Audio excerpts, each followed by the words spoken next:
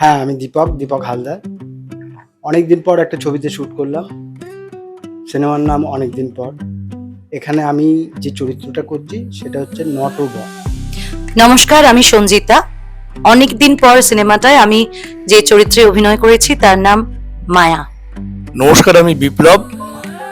সৌরভ পালোধির নতুন যে ছবি অনেকদিন পর, সেখানে আমার চরিত্রটির নাম আশিস। নমস্কার, আমি সেজুতি মুখোপাধ্যায়। অনেক দিন পরে আমি এই গ্যাংয়েরই একজন। আমার নাম শিবানী। আমি স্বাতী মুখার্জি। অনেকদিন পরে আমি রেবা।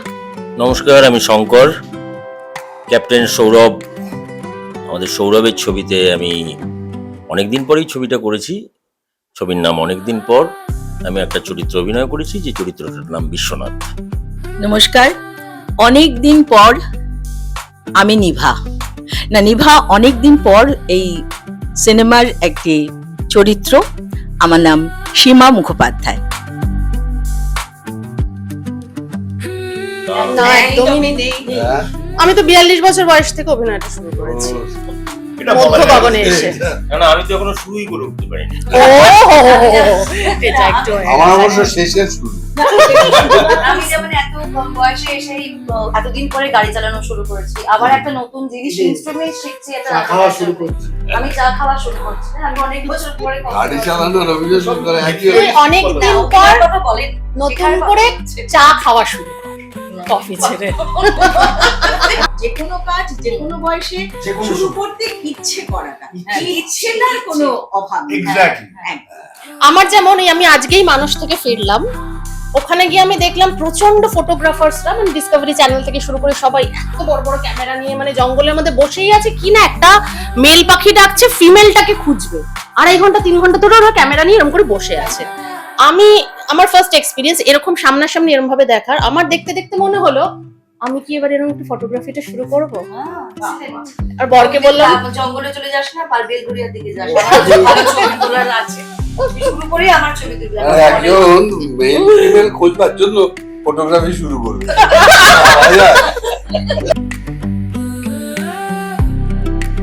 মৃত্যুর ঠিক আগের মুহূর্তে যখন ভালো লাগা কাজগুলো করা শুরু করি তখন মনে হয় আরেকটু বাঁচি, আরো ভালো কাজ করি। এটা খুব সত্যি অভিজ্ঞতা। এই বুঝি মারা যেতে পারি। আমি মারা গেলে তাহলে আমার ছেলে, আমার বউ কোথায় গিয়ে দাঁড়াবে? অন্য সময় কোনোদিন জীবনে আবার ওইখান থেকে বেরিয়ে আসার পর এখন যেরকম মনেই হয় না, কিন্তু ওই 7-8 দিন যে কদিন আমি ছিলাম পিজির ওই 300 কত নম্বর 8 নম্বর বেডে, প্রতিদিন ঠিক রাত্রিবেলা অন্তত 15 থেকে 20 মিনিট আমাকে ওই ভাবনাটা অসম্ভবভাবে, যার ফলে আমার ওই যেটা বললো বিপ্লবটা, মানে ঠিক মৃত্যুর আগের মুহূর্তে, কারণ তার আগে আমার স্ত্রী গিয়েছিল, ডাক্তার বলেছিল আপনাকে সব সই করে দিতে হবে, এনওসি দিতে হবে, নাহলে এসব করবো না। তাতে ও আরো ঘাবড়ে যায় এবং ও যখন আমার সামনে এসে এইগুলো বলছে তখন আমি তো ভেতরটা দেখতে পাচ্ছি না, কিন্তু আমার কোথাও মনে হচ্ছে যে তাহলে কি ফুল স্টপ পড়ে গেল? তাহলে ফুল স্টপ, আসলে কথাটা হচ্ছে ফুল স্টপ পড়লে তাহলে ওদের ওই পুরো ওর চরিত্রের নাম মায়া, ওই সব জটিলতায় আটকে কিরকম একটা ফেসে কাঁচা মায়া পড়ে গেল আর গেলি মায়ার মধ্যেই রয়েছে মায়া। না, আসলে প্রত্যেকটা দিন প্রত্যেকটা মুহূর্তেই বাঁচতে ইচ্ছে করে। মৃত্যুটা ভালোর মধ্যেও বাঁচো, খারাপের মধ্যেও বাঁচো, বাঁচাটাই ইম্পর্টেন্ট, অনিবার্য।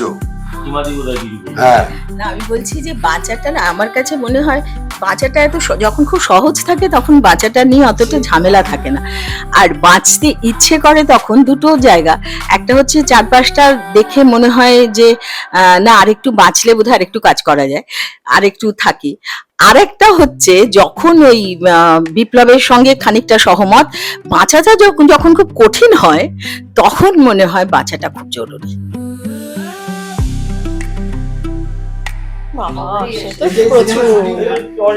অনেকদিন পর সবাই মিলে একসঙ্গে কাজ করি, সব ভালো লাগার মানুষদের সঙ্গে। অনেকদিন পর একটা মুহূর্ত আমার কাছে হচ্ছে, অনেকদিন গোটা পশ্চিমবঙ্গ জুড়ে কোনো প্রতিবাদ দেখিনি, মানে মনে হচ্ছিল মানুষগুলো যেন মরে আছে। একটা অভয়া গোটা পশ্চিমবঙ্গকে এমন একটা জায়গায় দাঁড় করিয়ে দিয়েছিল যখন মনে হয়েছিল যে হ্যাঁ চলে যায়নি, সবকিছু আছে, এইটাই আমার কাছে অনেক দিন পরের একটা ঘটনা, যেটা সারা জীবন যতদিন বাঁচবো ততদিন মনে থাকবে। আমার কাছে অনেক দিন পর হচ্ছে একটা সিনেমায় শুটিং করা। আমি তো বাংলার আমির খান, বছরে একটা সিনেমা করি, মানে তো এই যে অনেক দিন পর, গত বছর এই সময় অঙ্ক কি কঠিন রিলিজ করেছিল, তো এই বছরে আবার এই সময় অনেক দিন পর রিলিজ করবে। আমার কাছে এটা একটা অনবদ্য মোমেন্ট। আমি কোন খান? তুমি বলোনি কেন আগে? আমি গত তো বছর অঙ্ক কি কঠিন ছিল, আমার তো কোনো কঠিন ছিল না। সেটা না, না আমাদের এই গ্যাগের মধ্যে অনেকেই আছে এরকম যারা অনেক দিন পর সিনেমায় শুটিং করার সুযোগ পেয়েছেন। তো থ্যাংক ইউ নাইডিয়াজ, আর থ্যাংক ইউ সৌরভ পালতি, সবাইকে। বারবার মনে হয় আবার যদি ওই 20 বছর আগে চলে যেতে পারতাম, যেখানে সত্যি কোনো চাপ ছিল না। বিয়েটা তো একটা চাপ, সেটা এখন বুঝতে পারি। ঠিক 8 বছর আগে বুঝতাম না। সেই সময়টা আমি এমন হালকা ছিলাম, পুরো পালকের মতো উড়ে উড়েই যেতাম, কিন্তু সেটা এখন সম্ভব না। চাপ আছে।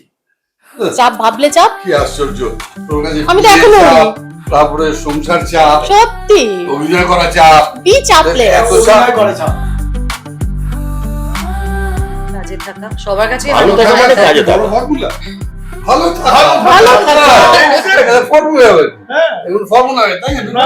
একদম তাই। ভালো থাকো, ভালো থাকা, ভালোবাসায় থাকা। ভালো থাকো, ভালোবাসা আবার কি? আবার ভালোবাসা না থাকলে ভালো থাকা যায় না। খালি বেঁচে রয়েছে। এই যে মানুষ ছেড়ে গিয়ে ভালো থাকে। হ্যাঁ, কোথায় ভালোবাসা? মেল ফিমেল, না ভালো থাকাটা আমাদের সবার কাছে কাজে থাকাটাই ভালো থাকার একটা মেল বড় ফিমেল ব্যাপার। বুঝেছিস ভালো, মেল ফিমেল দুটো ঠিক। ওরাটাও তো একটা কাজে পাওয়া। পেটিকে গোলমাল লাগাবে। কত শান্তি চাই না, পারপাস পারপাস, পারপাস ছাড়া বাঁচার কোনো অপশন নেই। খানিকটা হ্যাঁ না, খানিকটা অশান্তি চলবে, কিন্তু পারপাস ইন বেঁচে থাকার কোনো মানে কোনো দরকার নেই। আমার মনে হয় যে কোনো মানুষের যখন পারপাস থাকে না, সে বোধহয় আর বেঁচে থাকে না। যতদিন মানুষ বেঁচে থাকে ততদিন তার একটা পারপাস থাকেই। কারণ কি অশান্তি, অশান্তি আর কোনো শান্তি জায়গা নেই। কোথায়? শ্মশানে। না, না, না, তুই- যে আমরা এখানে এলাম সেটাও তো একটা purpose।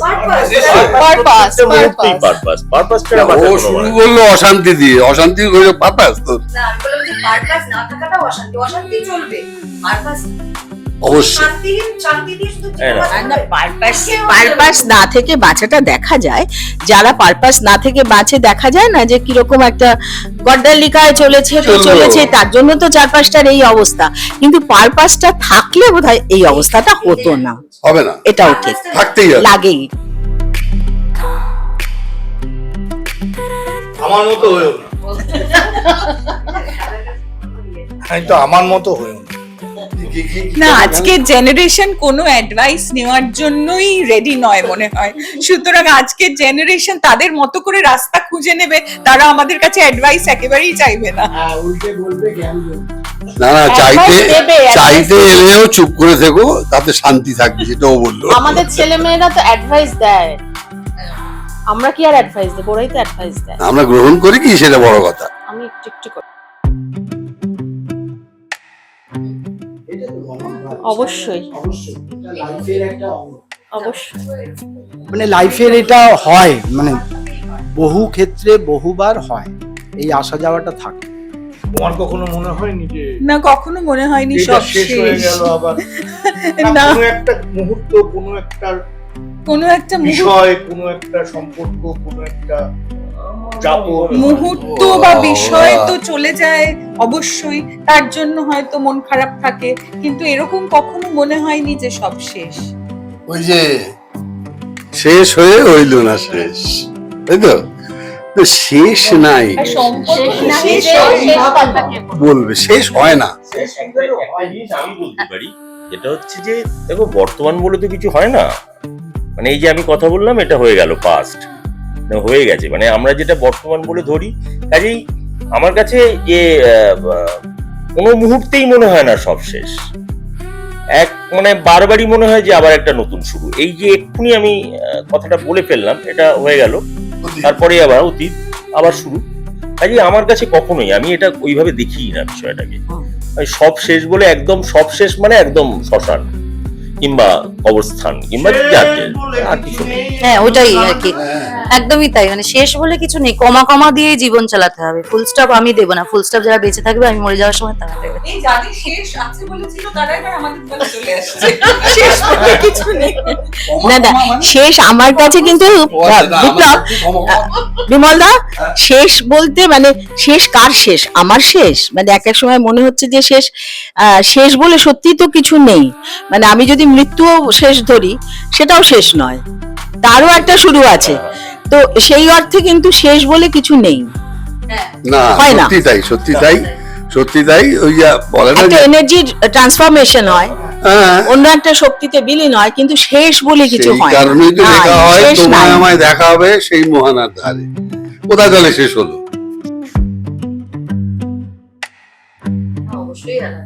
ইন্টারওভেন, এই দুয়ের এত অসম্ভব, এত ভালো মিশ্রণ, এই শব্দ দুটোর এত ভালো মিশ্রণ, এটা বলা মুশকিল, ব্যাখ্যা করা মুশকিল। হ্যাঁ, আমি বলছি যে ভালোবাসলেই যদি কম্প্যানিয়নশিপে যেতে হয় তাহলে অনেক লোককে নিয়ে থাকতে হবে, ওটা নয়।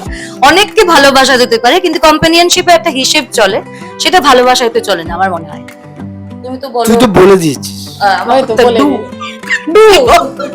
ডু নাও, সেজি দিদি বলো, এটা নিয়ে নেবে। বলবি না, এটা বল, ভালোবাসা তোর বলা উচিত, এরকম বলা উচিত।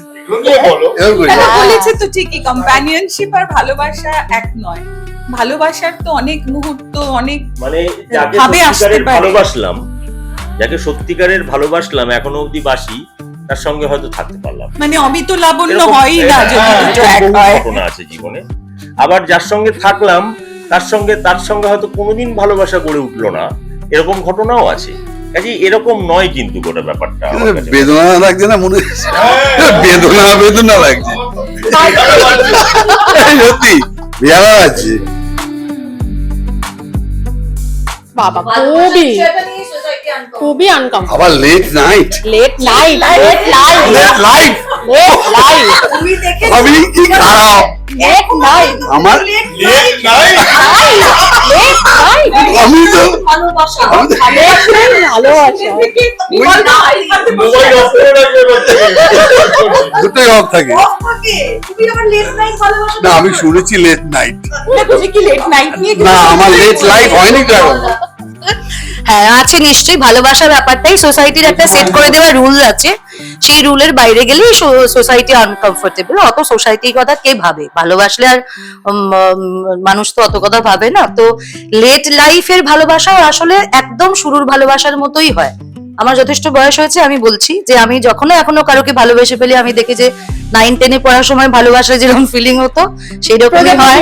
হ্যাঁ, আবার যখন চলে যায় সে তখনও ওই একই রকমের কান্না পায়, একই রকমের দুঃখ। তো বিষয়টা লেট লাইফ ভালোবাসা বলে কিছু হয় না। ভালোবাসা আর সোসাইটি সবসময় সব বিষয়ে আনকমফোর্টেবল, ওটা নিয়ে বেশি ভাবা দরকার। লেট লাইফ ভালোবাসার রিহার্সাল এবং শো করা, আমার দলের অনেক এরকম লেট লাইফের মানুষজন তারা বেশ প্রেম করছে এখন। আমাদের না হলেও কোনো ক্ষতি নেই, না বিমলদা আমার প্রেমটা হলো না, কিন্তু দলে যারা রিহার্সাল দেখলো তাদের কিন্তু অনেকের হয়েছে। আমরা খুব এনকারেজ করেছি, এটা বলা দরকার। আমরা একটা খবর পেয়েছি যে সীমাদি খুব কড়া হাতে সেগুলো দমন করে দিচ্ছে। আচ্ছা, ভালো থাকা দেখতে কেমন? আমি বলতে চাইছি, ভালো থাকা যদি বাবা হতো সেও কি খারাপ হতো? আমার মনে হয় আমি বেটার বাবা।